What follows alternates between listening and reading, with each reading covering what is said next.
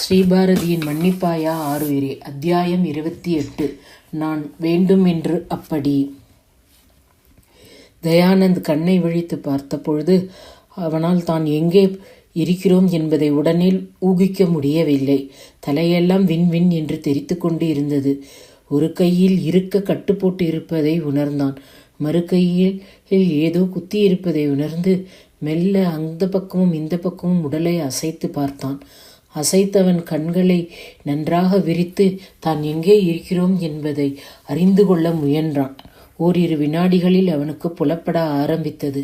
தான் கட்டிலில் படித்து கொண்டு இருப்பதும் தனக்கு ட்ரிப்ஸ் ஏறி கொண்டு இருப்பதும் உணர்ந்தவன் மெல்ல சோர்ந்து போனான். அவனுக்கு காய்ச்சல் மிக அதிகமாக இருந்தது. அவனுக்கு உடம்பு வலி தாங்க முடியவில்லை. தலையை திருப்ப முடியாமல் திருப்பி பார்த்தவன் அருகில் சோர்ந்து ஒரு நாற்காலியில் உட்கார்ந்து கொண்டே தூங்கிக் கொண்டு இருந்தான் பார்த்தசாரதி. அவனின் முகத்தில் வேதனை அப்பியிருந்தது. தனக்கு முன்னால் திரை இருந்தது. அந்த திரையில் அவன் கொஞ்சம் வெளிச்சத்தில் எட்டி பார்க்க அது ஒரு சின்ன ஆஸ்பத்திரி என்பதை புரிந்து கொண்டு அங்கே ஒரு வராண்டாவில் தான் படுத்திருப்பதும் தனக்கு பக்கத்தில் பார்த்தசாரதி அமர்ந்திருப்பதும் அந்த பக்கம் இன்னும் 2 கட்டில்களில் யாரோ படுத்து கொண்டு இருப்பதும் தெரிந்தது. வலது பக்கம் மெல்ல திரும்பியவன் அதிர்ந்தே போனான். காரணம், அங்கே சுபலதாவுக்கு கையில் மிகப்பெரிய கட்டை போட்டிருந்தார்கள். அந்த கட்டோடு அவளுக்கும் ட்ரிப்ஸ் ஏறி கொண்டு இருந்தது. அவள் முகத்தில் அயர்ச்சி அதிகமாக காணப்பட்டது. அவளின் கலைந்த கூந்தலும் கலங்கிய முகமும் அயர்ந்த கண்களும் அவனுக்கு என்னமோ மனதை படுத்தியது. தன்னால் தான் சுபலதாவுக்கு இந்த நிலைமை என்பதை நினைக்க நினைக்க அவனுக்கே அவன் மேல் வெறுப்பு வந்தது. ச நான் ஏன் இப்படி மிருகத்தனமாக நடந்து கொண்டேன்? இதற்கு காரணம்தான் என்ன? அவளிடம் நான் தோற்கிறேன் என்ற பயமா? இல்லை, அவள் என்னை வெற்றி கொண்டு போகிறாள் பலவிதங்களில் என்று யோசித்தவனுக்கு அதற்கு மேல் எதுவும் யோசிக்க தோணவில்லை. இடது பக்கம் பார்த்தவன் அயர்ந்து நாற்காலியில் சாய்ந்தபடியே கண்களை மூடிக்கொண்டு கைகளை மார்போடு கட்டி கொண்டு படுத்து இருந்த பார்த்தசாரதியை பார்க்க வேதனையாக இருந்தது. என்னோட ஆருயிர் நண்பன், என் கூடவே வளர்ந்தவன். அவனை என்னெல்லாம் வார்த்தை சொல்லி தகாதத்தனமாக நான் பேசிட்டேன். ஆனால் அப்படி பேசியிருந்தாலும் என்ன இப்போ இங்கே கொண்டு வந்து எனக்கு முதலுதவி செய்து என்னை கூடவே இருந்து பார்த்து கொண்டிருக்கிறானே என்று நினைத்தவனின் கண்களில் 2 சொட்டு தண்ணீர் வந்தது. அதை சமாளித்து கொண்டு மணி என்ன இருக்கும் என்று அறிந்து கொள்ள அந்த பக்கமும் இந்த பக்கமும் திரும்பி பார்த்தான். அங்கே ஒரு கடிகாரம் கண்ணில் பட மணியோ 2:40 என்று காட்டியது. இரவு வேளை 2:40. எனக்காவது ஏதோ ட்ரிப்ஸ் போட்டு கொடுத்துருக்காங்க. கொஞ்சம் பலவீனம் குறைஞ்ச மாதிரி இருக்கு. ஆனால் பார்த்தா சாப்பிட்டானோ சாப்பிடலையோ தெரியலையே. அயர்ந்து தூங்குறான். இவனை எப்படி நான் எழுப்ப என்று யோசித்து கொண்டு இருந்தவன் மெல்ல இரும்பலானான். அவனின் அந்த இரும்பல் சத்தத்தை கேட்டவுடன் சடால் என்று விழித்து கொண்டான் பார்த்தசாரதி. ஏய் தயா, என்னப்பா, என்ன பண்ணுறது? முடிச்சிட்டியா? இப்போ எப்படி இருக்கு என்று பதறிக்கொண்டு எழுந்தவன் தயானந்தின் அருகில் வந்தான். வந்ததும் மெல்ல தனது கைகளை அவன் நெற்றியிலும் கழுத்திலும் கன்னத்திலும் வைத்து தொட்டு பார்த்தான். ஃபீவர் இன்னும் அப்படியே தான் இருக்கு. Wait, let me call the nurse என்று சொல்லிவிட்டு அவனும் டேய் ஒரு நிமிஷம் பார்த்தா என்று மென்று முழுங்கி கொண்டு பார்த்தசாரதியை அழைத்தான் தயானந்தம். ஒரு நிமிஷம் இரு, நீ கண்ணை முழிச்சதும் கூப்பிட சொல்லியிருக்காங்க. ஐ வில் கம் நவ் என்று சொன்னவன் நர்ஸ் என்று மெல்ல குரல் எழுப்பியபடி அந்த இடத்தை விட்டு அகன்றான். அகன்று செல்லும் வரை பார்த்து கொண்டிருந்த தயானந்த் தனது வலது பக்கம் திரும்பி தன் அருகே அடுத்த கட்டிலில் படுத்து கொண்டிருக்கும் சுபலதாவையே பார்த்து கொண்டிருந்தான். சின்ன வயசு, 19 வயதுக்கு ஏற்ற உடலின் வனைப்பு, பளபளப்பு. அதே நேரத்தில் செதுக்க வேடித்த விக்கிரகம் போல் இருந்தாள் சுபலதா. அவளின் அழகு மிக பெரிய ரம்பை ஊர்வசியும் தோற்றுவிடும் என்று வர்ணிப்பதற்கு ஏற்றவாறு இல்லாவிட்டாலும் தன் மனதை கவரும்படி இருந்தது. யாரும் அவளை பார்த்தால் ஒரு விதமாக நெருக்கத்தை உடனே வளர்த்து கொள்ள வேண்டும் என்று விரும்புவது சகஜம் என்று தோன்றியது. அவளை பார்க்க பார்க்க தயானந்தின் மனதில் ஒரு விதமான கலைவை உணர்வுகள் ஏற்பட்டு கொண்டிருந்தது. மனதில் ஒரு பாரம், சந்தோஷம், மகிழ்ச்சி, அதே நேரத்தில் சொல்ல முடியாத, தாங்க முடியாத வெறுமை, துக்கம், ஏக்கம் அத்தனையும் அவன் மனதை பிசைந்து கொண்டிருந்தது. அவனால் ஒரு நிலைமைக்கு வர முடியவில்லை. அதே நேரத்தில் சுபலதாவும் மெல்ல முனகினாள். வலிக்குதுடி, உண்மைக்கும் சொல்கிறேன், ரொம்ப வலிக்குது, போடி. இல்லடி, ஒன்றும் இல்லடி, நீ போடி என்று அவள் மெல்லிய குரலில் புலம்புவதை கேட்கும் பொழுது தயானந்திற்கு தன்மேலே தனக்கு கோபம் வந்தது. இப்படி நம்ம ஒருத்திய செஞ்சிட்டோமே, இதனால எவ்வளோ பெரிய இது. பாதி தூக்கத்துலேயும் மயக்கத்துலேயும் கண் திறக்காம அவ புலம்புறானா, அவ மனதில் எத்தனை வலி இருக்கும். நம்ம கட்டாயம் சுபா கிட்டக்க மன்னிப்பு கேட்டே ஆக வேண்டும் என்று தயானந்த் நினைத்து கொண்டிருக்கும் பொழுதே அவளின் அடுத்த வார்த்தைகள் தயானந்திடம் மீண்டும் மிருகத்தை புகுத்தியது. பாலன், நீ சொல்லுடா அவ கிட்டக்க. உண்மையை தாண்டி சொல்கிறேன், எனக்கு ரொம்ப வலிக்கிறது. ஆனால் நான் வலிக்கிறதுன்னு எப்படி வாய் விட்டு சொல்லு. நான் வலிக்கிறதுன்ட்டு சொன்னால் அம்மா, பாட்டி எல்லாரும் ரொம்ப கவலைப்படுவாங்க. நீ அப்புறம் என்னை விட்டு ஒரு பக்கமும் போகமாட்ட. அதனால் நீ போய் அங்கே எல்லாத்துக்கும் வேண்டியதை செய். கட்டாயம் நான் வந்துடுவேன். நாளைக்கு உன் கூட இருப்பேன். வேணா பாரு, என்னால் முடியும். It's a promise from me என்று புலம்பியவள் அப்படியே இது பண்ணி, இல்லைம்மா கவி, நிஜம்மா வலி தாங்க முடியலடி. இல்லை கவி, நானும் வலிக்காத மாதிரியாவே தான் மற்றவங்க முன்னாடி நடிக்கிறேன். ஆனால் என்னால் தாங்க முடியலடி என்று சொல்லிக்கொண்டு தனது அரை மயக்கத்திலும் தேம்பி தேம்பி அழ ஆரம்பித்தாள். அவள் அப்படி அழுவதை கேட்ட தயானந்துக்கு இருப்பு கொள்ள முடியவில்லை. உடனேவே எழுந்து அவளை அப்படியே வாரி தனது நெஞ்சோடு அணைத்து கொண்டு அவளிடம், நான் செய்தது எல்லாம் தவறு, என்னை மன்னித்து விடு, எனக்காக ப்ளீஸ், இனி நான் உன்னை இப்படி பண்ணவே மாட்டேன், உன் கூடையே இருந்து உன்னை நல்லா பார்த்துப்பேன், நீ புரிஞ்சுக்கோ, சாரி சுபா என்று சொல்ல வேண்டும் என்பது போல் இருந்தது.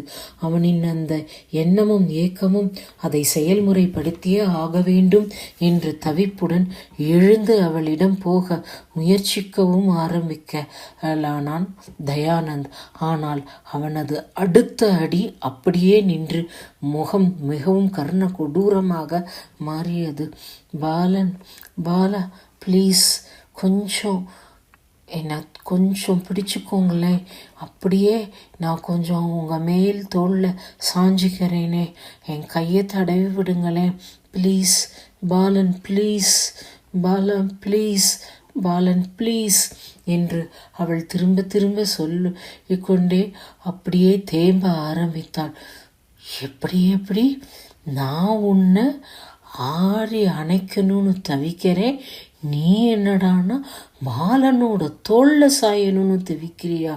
ஏண்டி, என்னை விட அந்த பாலன் அவ்வளோ வசதியா உனக்கு? நான் யாரு, நான் எப்படிப்பட்டவன், என்கிட்ட மயங்காத பெண்களே இல்லை. என்னை கண்டா எல்லாரும் சுற்றி வட்டமிட்டு கொண்டு வருவாங்க. அப்படிப்பட்ட என்னை விட்டுட்டு உனக்கு ஒன்றுமில்லாத இந்த பாலன் கேட்கறதா? அவன் தோல்ல நீ சாஞ்சிக்கணும், அவன் உன் கையை மெல்ல வருடணுமா? இரு, அந்த பாலனை என்ன பண்ணறேன்ட்டு பாரு. உன்னை நான் இப்படியே விட்டுருவேன்னு நினைக்காத. நான் எழுந்துக்கட்டும், நீயும் எழுந்துக்கோ, இருக்கு உனக்கு என்று மீண்டும் வேதாளம் முருங்கமரம் ஏற தயானந்தின் கோபம் உச்சத்தை அடையும் பொழுது பார்த்தசாரதி உள்ளே நுழைந்தான். அங்கே முணுமுணுத்து கொண்டிருந்த சுபலதாவை நோக்கி ஓடினான் Parthasarathy. Sister please please please calm down, ஒன்றும் இல்லை என்று லேசாக அவளை தட்டிய அவன் தன் கூட வந்த டியூட்டி டாக்டரிடம், டாக்டர், இதோட சுபலதாவுக்கு 5-6 தடவை ஆயிடுச்சு. நாமளும் என்னெல்லாமோ பண்ணி பார்த்துட்டோம். இருந்தாலும் சுபலதா இப்படி புலம்பிக்கிட்டே இருக்கா. அவள் என்ன சொல்லறா, என்ன பேசுறா, எப்படி பண்ணுறாங்கிறது எதுவுமே தெரியாமல் இப்படி பண்ணிட்டு இருக்காளே, எதனாலன்னு ஏதாவது புரிஞ்சுதா? ஏன் அவள் இப்படி பண்ணறா?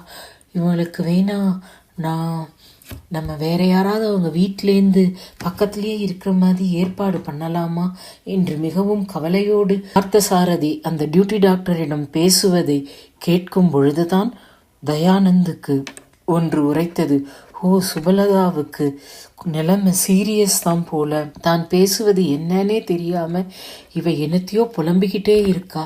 சம்பந்தம் இல்லாமன்ட்டு சொல்றானே, அதுல இதுவும் ஒன்றும். ஆனா அப்படி இருந்தாலும் எப்படி அவ பாலனை பத்தி சொல்லலாம்? என் பேர் எங்கேயாவது கொஞ்சம் வந்ததா இவ்வளோ நேரத்தில் என்று அவன் கோபத்துடனும், அதே நேரத்தில் அடுத்து அந்த டியூட்டி டாக்டரும் பார்த்தசாரதியும் என்ன பேசுகிறார்கள் என்பதை கவனமாக கேட்கலானான்.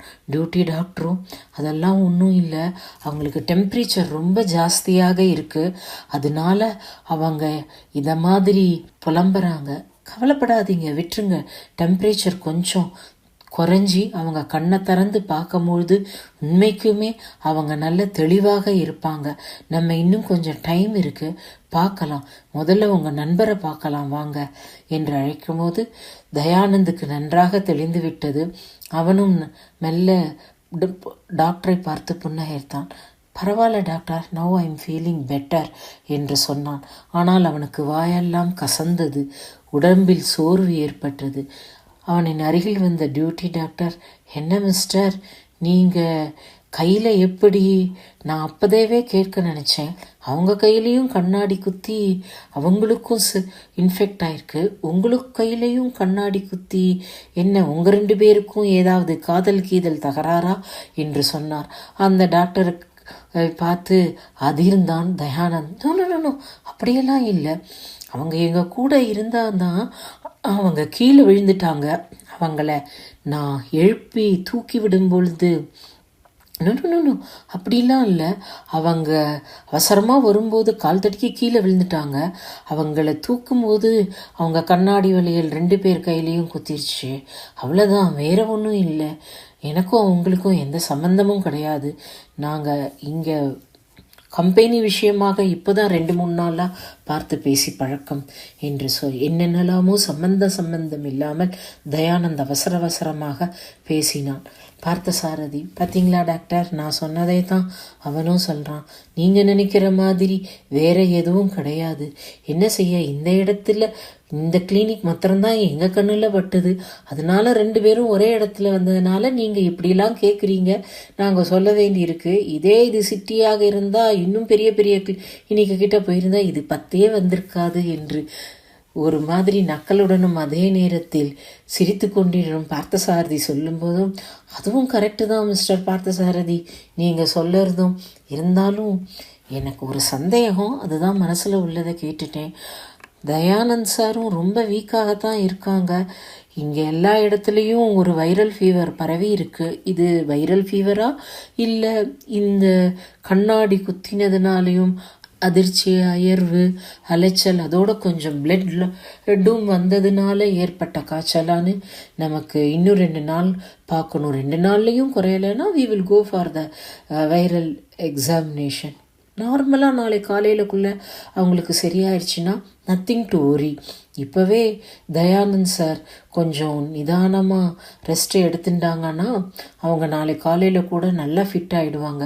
ஆனால் எனக்கு என்னமோ சுபலதா மேடத்துக்கு தான் கொஞ்சம் வருத்தமாக இருக்கு. காரணம், அவங்க ஏற்கனவே கொஞ்சம் வீக்கான பாடி, அதோடு சேர்ந்து எப்போவும் பிளட் லாஸும் சேர்ந்து இருக்கிறதுனால தான் எனக்கு இந்த அளவுக்கு மனசு கொஞ்சம் கஷ்டமாக இருக்குது என்று சொன்னார். அது எப்படி சார் உங்களுக்கு தெரியும் அவங்க வீக்கான பாடின்னு என்று தயானந்த் படால் என்று கேட்டான். பார்த்தசாரதிக்கு தலையில் அடித்து கொள்ளலாம் என்று போல் வந்தது. அந்த டியூட்டி டாக்டரும் கொஞ்சமும் அசராமல், எனக்கு தெரிஞ்சவங்க தான், எங்கள் வீட்டிலேருந்து 4 வீடு தள்ளி தான் இவங்க வீடும் இருக்குது, அதனால எனக்கு தெரியும். சுபலதா எப்போதுமே கொஞ்சம் வீக்காகத்தான் இருப்பா, அதனால தான் நான் அப்படி சொன்னேன், வேற ஒன்றும் இல்லைங்க என்று சொல்லிவிட்டு அந்த டாக்டர் அந்த இடத்தை விட்டு நகர்ந்தான். பார்த்தசாரதி மேற்கொண்டு எதுவும் பேசாமல் அவரோடு சென்று மீண்டும் திரும்பி வந்தவன், தயா உனக்கு ஏதாவது வேணுமா? அவங்க ஏதாவது லிக்விடாக வேணாலும் குடிக்கலான்ட்டு சொல்லிட்டாங்க. ஹார்லிக்ஸ் ஏதாவது வேணும்னா சொல்லு, பக்கத்தில் எங்கேயாவது இந்த நேரத்தில் கடை திறந்திருந்தா நான் போய் வாங்கி கொண்டு வரேன் என்று சொன்னான். இல்லை தயா, இல்லை பார்த்தா, எனக்கு அதெல்லாம் ஒன்றும் வேண்டாம். நான் வேணும்ன்ட்டு உன்னை காயப்படுத்தலடா. எனக்கு ஏதோ ஒரு கோபம், இயலாமை, வெறி, அதனால அப்படி பேசக்கூடாத வார்த்தையெல்லாம் பேசிட்டேன். நீ என்னை புரிஞ்சுப்பேன்னு நினைக்கிறேன். இதனால நீ என்னை வெறுத்து போக மாட்டான்னு நினைக்கிறேன். நீ என்னை வெறுத்து தள்ளி போயிட மாட்டியே என்று தயானந்த் அடுக்கடுக்காக பேசிக்கொண்டே போனான். அதெல்லாம் விடு, இப்போ அதை பற்றி பேசுறதுக்கோ யோசிக்கிறதுக்கோ கொஞ்சம் கூட நேரம் கிடையாது. அதனால் இப்போ உனக்கு வேண்டியது எல்லாம் கொஞ்சம் ரெஸ்ட்டு. நீ நல்ல ரெஸ்ட் எடு. அது மட்டும் இல்லை, உனக்கு கொஞ்சம் சரியானது உடனேவே நான் கிளம்பி மற்றவங்க இருக்கிற இடத்துக்கு போகணும். அப்போது தான் அங்கே பாலனுக்கு உதவியாக நான் இருக்க முடியும். நீயும் இல்லாமல் நானும் இல்லாமல் பாலன் மட்டும் தனியாக அங்கே இருப்பது அந்த அளவுக்கு சரியில்லை. அதுக்கு நீ கொஞ்சம் ஒத்துழைச்சி இப்போ கொஞ்சம் தூங்கினேன்னா நல்லா இருக்கும். அதனால் ப்ளீஸ் எதையும் மனசில் போட்டு வளர்த்திக்காம அப்படியே சாய்வா படுத்துக்கோ. எனக்கும் கொஞ்சம் ரெஸ்ட் வேணும். அப்போனா தான் நாளைக்கு என்னால் ஒழுங்காக வேலை செய்ய முடியும். ஐ ஹோப் யூ அண்டர்ஸ்டாண்ட் என்று பார்த்தசாரதி நாசுக்காக தயானந்துக்கு எடுத்து சொல்லிவிட்டு அவனிடம் அதற்கு மேல் பேச விரும்பவில்லை என்பதையும் தீர்மானமாக அவனுக்கு கோடிட்டு காட்டிக்கொண்டு அவனது ஷேரில் அமர்ந்தவன் அப்படியே கால்களை நீட்டி கைகளை கட்டிக்கொண்டு கண்ணை மூடிக்கொண்டு தூங்குவதற்கு தயாரானான். எப்படி தூங்கினான் என்று அவனுக்கு தெரியவில்லை. ஆனால் கண் விழித்த தயானந்துக்கோ அதற்கு மேல் தூக்கம் கண்ணில் வரவே இல்லை. அப்படி இப்படி என்று புரண்டு புரண்டு இருந்தவன் அப்படியே சுபலதாவின் முகத்தை பார்த்தபடியே தானும் அயர்ந்து தூங்கினான். இவர்கள் இருவரும் தூங்கிக் கொண்டு இருந்தார்கள். பொழுது விடிந்தது அவர்கள் இருவருக்குமே தெரியவில்லை. ஆனால் எப்பொழுதுமே 5 மணிக்கு மேல் விழித்து கொண்டு பழக்கமோ என்னமோ இல்லை, தான் உணர்வு பழைய நிலைக்கு வந்ததுனாலோ என்னமோ தெரியவில்லை. சுபலதாவிடம் நல்ல அசைவு ஏற்பட்டது. கண்களை மெல்ல திறந்து பார்த்தாள். பக்கத்தில் தயானந்தை பார்த்ததும் அவளுக்கு வெறுப்பாகவும் அதே நேரத்தில் ஆச்சரியமாகவும் அதிர்வாகவும் இருந்தது. அவன் கையிலும் கட்டுப்போட்டு இருப்பதை பார்த்தாள். சொட்டு சொட்டாக ட்ரிப்ஸ் இறங்கி கொண்டு இருந்தது. ஓ, இவனுக்கும் பலமாக தாக்குதல் போல. பரவாயில்ல, இருக்கட்டும், இவன் தானே செஞ்சான், அவன் செஞ்சதுக்கு அவன் அனுபவிக்கிறான் என்று மனதில் நினைத்தவள் அருகில் இருந்த பார்த்தசாரதியை பார்த்தாள். பாவம், பார்த்தா அண்ணா தான் முழுக்க முழுக்க ஓடி ஓடி எல்லாத்தையும் பார்க்குறாங்க. அவங்க எவ்வளவோ நல்லவங்க, தாங்கி தாங்கி பண்ணினாங்க. அந்த அண்ணா நல்லா இருக்கணும், எல்லாவற்றையும் அந்த பார்த்தா அண்ணாவுக்காக வேண்டியாவது நான் நல்லதே செய்யணும். அப்புறம் யுவா மேடம், நான் இப்படி சோர்ந்து படுத்துடக்கூடாது. யுவா மேடத்துக்கு வாக்கு கொடுத்துருக்கு தவிர ஒரு குழந்தைக்காக ஏங்கிட்டு இருக்கிறவங்களோட முகத்தில் மலர்ச்சியும் சந்தோஷமும் அந்த குடும்பத்தில் நிலையான ஆனந்தமும் அன்பும் வேண்டும். அதற்கு அவங்க கூடவே இருந்து என்னால் முடிஞ்ச உதவியை நான் கட்டாயம் செய்யணும். அதனால் நான் இப்போது எந்திரிச்சு என்னால் முடிந்த அளவுக்கு நான் கிளம்ப தயாராகணும் என்று தனது உறுதியான முடிவில் இறங்கினாள் சுபலதாவும். அப்பொழுது மார்னிங் ட்ரெஸ்ஸிங்காக வந்தார்கள் நர்ஸுகள்.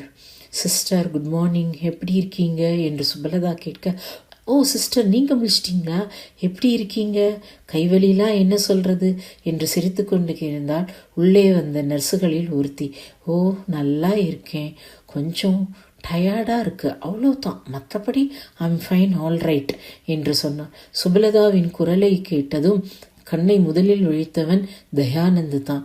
மெல்ல சுபலதாவின் பக்கம் திரும்பி சிநேக பார்வையை உதிர்த்தவன் குட் மார்னிங் என்று சொன்னான். சுபலதாவும் எதுவும் நடக்காதது போலவே தயானந்த் நடந்து கொள்வதை பார்த்து தானும் அவனைப் போலவே நடந்து கொள்ள வேண்டும் என்று முடிவு செய்தவள் குட் மார்னிங் என்று மெல்ல புன்னகைத்து விட்டாள்.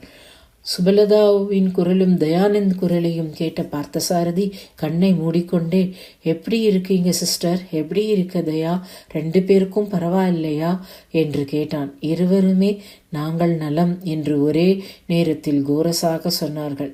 தட்ஸ் குட் என்று சொன்னவன் எழுந்து, அப்போ நான் பாலனுக்கு ஒரு ஃபோன் பண்ணுறேனே, கொஞ்சம் வெயிட் பண்ணுங்க என்று சொல்லிவிட்டு எழுந்தவனின் கைபேசி அதே நேரத்தில் அழைத்தது. பாலனே கூப்பிட்டாச்சு. Good morning Balan. ஆமாம், ஒன்றும் கவலை இல்லை, 2 பேருமே நல்லா இருக்காங்க. 2 பேருக்கும் இந்நேரம் ஃபீவர் இறங்கியிருக்கும். இப்போ தான் 2 பேரும் விழிச்சாங்க. ஒரு 5 மினிட்ஸில் நான் கூப்பிடவா, என்ன ஏதுன்னு பார்த்துட்டு என்று சொன்னான். பார்த்தசாரதியும் உற்சாகமாக. ஒரு 5-10 நிமிடங்களில் சுபலதாவுக்கும் தயானந்துக்கும் காய்ச்சல் குறைந்திருப்பதும் மற்றது எல்லாமே நார்மலாக இருப்பதை கண்டார்கள் அந்த டியூட்டி டாக்டர். எவ்ரிதிங் நார்மல், 2 பேரும் டேப்லெட்ஸை கண்டினியூ பண்ணிக்கோங்க.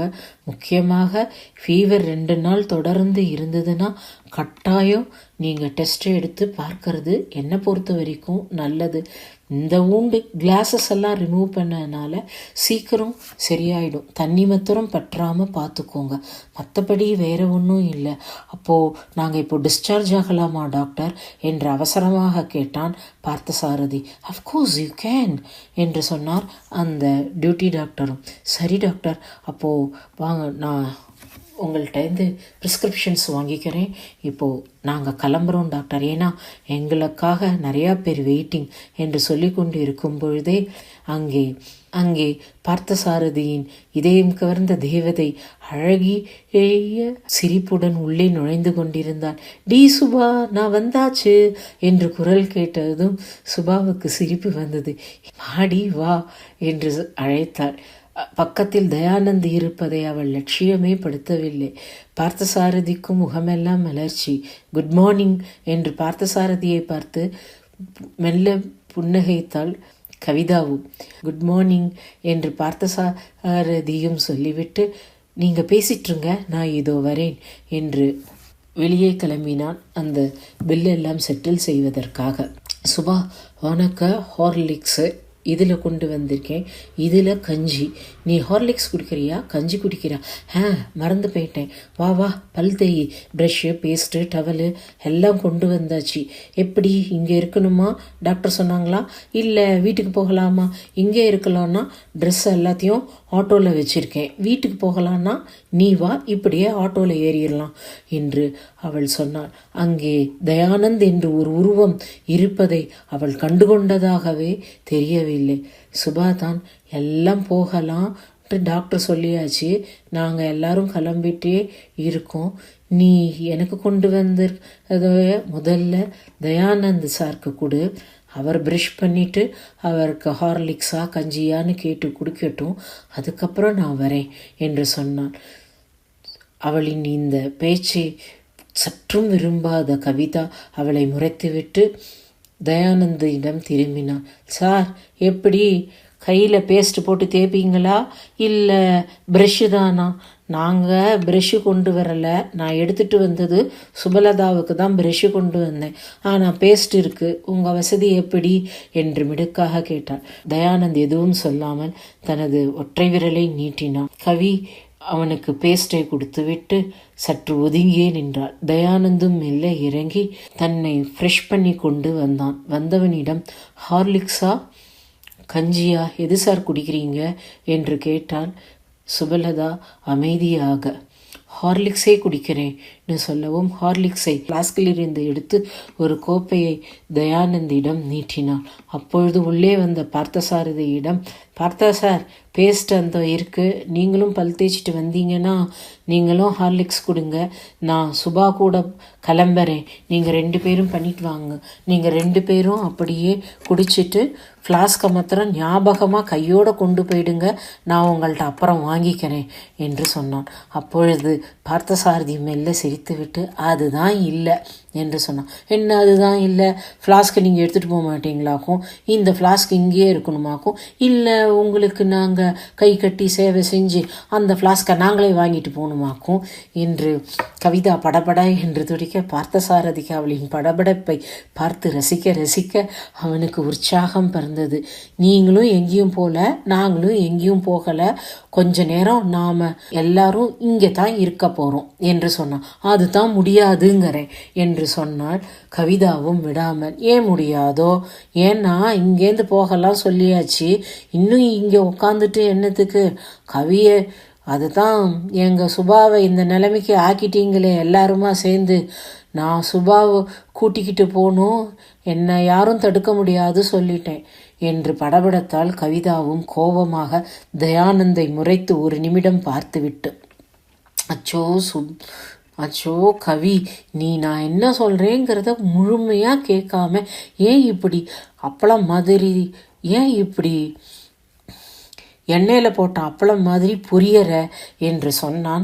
பார்த்தசாரதியும் சிரித்தபடியே, ஆமாம் சார், நான் அப்பளம்தான் புரியறேன், அதனால அது நொறுக்கி சாப்பிட்லான்னு நினைக்கிறீங்களா, அதுதான் இந்த கவி கிட்ட நடக்காதுங்கிறேன் என்று மீண்டும் கவி ஆரம்பித்து விட்டார். கவி, கொஞ்சம் சும்மா இரு, பார்த்தான் நான் ஏதோ சொல்லணும்னு நினைக்கிறாங்கல்ல, அவங்க சொல்லட்டுமே என்று சுபலதா சொல்லவும் ஒரு நிமிஷத்தில், ஆமாம், நான் சொல்கிறத கேட்காத, அவன் சொன்னா இவன் சொல்கிறான்ட்டே கேளு போ, நீ கேட்கறது மாத்திரம் இல்லாமல் என்னையும் கேட்க வையி என்று அவள் சலுகையாக சுபாவிடம் கோவப்பட்டாலும் சுபாவை அணைத்து கொண்டு சிரித்து கொண்டு பேசினாள். இதையெல்லாம் பார்த்து கொண்ட தயானந்துக்கு தான் எதையோ இழந்ததை போல தோன்றியது. எவ்வளவு கேஷுவலாக இந்த சுபலதா, கவிதா, பார்த்தசாரதி 3 பேரும் இப்படி பேசுகிறாங்க. நான் ஒருத்தன் இங்கே இருக்கிறத 3 பேருமே லட்சியம் பண்ணலை. அவங்களுக்கு என்னை கண்டா பிடிக்கலையா, இல்லை எனக்கு அவங்களோட சேர முடியலையா, எதனால இப்படி என்று யோசித்து கொண்டிருந்த தயானந்த், நான் எதனாலன்னு தெரிஞ்சுக்கலாமா பார்த்தா, இப்படி நம்ம போகாமல் இன்னும் கொஞ்சம் நேரம் இங்கேயே இருக்கணுங்கிறதுக்கு என்று தயானந்த் கேட்டான். சொல்கிறேன் தயா, ஒரு நிமிஷம், முதல்ல நான் கொஞ்சம் ஹாட்டாக இந்த ஹார்லிக்ஸை குடிச்சுக்கிறேனே. அம்மா, தாயே, கவிதா, கொஞ்சம் எனக்கு ஹார்லிக்ஸ் குடம்மா என்று அவன் கேட்கவும் சிரித்த கவிதா, மறந்தே போயிட்டேன், இருங்க இந்தோ தரேன் என்று கொடுத்தாள். எல்லோரும் ஹார்லிக்ஸ் பருகும் பொழுதே பார்த்தசாரதி ஆரம்பித்தான். பாலன் இங்கே வரேன்ட்டு சொல்லியிருக்கான், சில முக்கியமான விஷயத்தை பேசணுமா. பாலனும் சுபலதாவும் ஏற்கனவே இதை பற்றி கொஞ்சம் பேசியிருக்காங்க. அவங்க பேசி பொழுதே இங்கே மேற்கொண்டு இதெல்லாம் ஆயிடுச்சு. அதனால பாலன் இப்போ நம்ம 4 பேரும் இருக்கும் பொழுதே அவனும் இங்கே பேசி ஒரு முடிவை எடுத்துடலான்ட்டு சொல்கிறான். எனக்கும் அது என்னமோ சரியாக தான் படுறது. ஏன்னா எப்படி இருந்தாலும் நம்மளோட ப்ரோக்ராம் திடீர் மாற்றங்கள், இன்னும் 3-4 நாள் எக்ஸ்டெண்ட் பண்ண வேண்டியிருக்கு.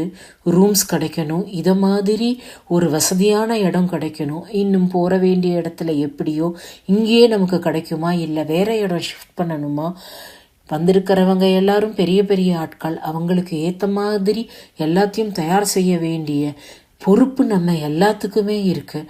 அதை பற்றி டிஸ்கஸ் பண்ணுறதுக்கு நாம் ஹோட்டலில் போய் அங்கே உட்காந்து டிஸ்கஸ் பண்ணுறதை விட இந்த இடம் இன்னும் சௌரியமாக இருக்கும்ன்ட்டு பாலனும் நானும் விரும்புறதுனால இப்படியே இங்கே பேசலான்ட்டு நினைக்கிறேன். அதனால் பாலன் அவனோட இந்த முடிவை சொன்னதும் சரின்னு சொல்லிட்டேன்.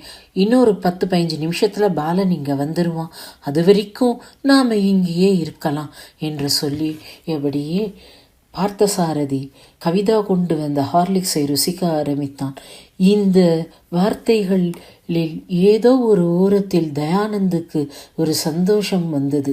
தான் இன்னும் கொஞ்ச நேரம் சுபா கூட இருக்க போகிறோம், சுபா நம்ம கூட இருக்க போறா என்று நினைக்கும் பொழுது தயானந்தின் மனதில் ஒரு ஓரத்தில் ஏதோ ஒரு விதமான மாற்றம் மெல்ல அரும்புவதை அவனால் உணர முடிந்தது. அந்த மாற்றத்தை அவன் உணர அவன் மென்மையானானா இல்லை மிருகமானானா பொறுத்து இருந்து பார்ப்போம்.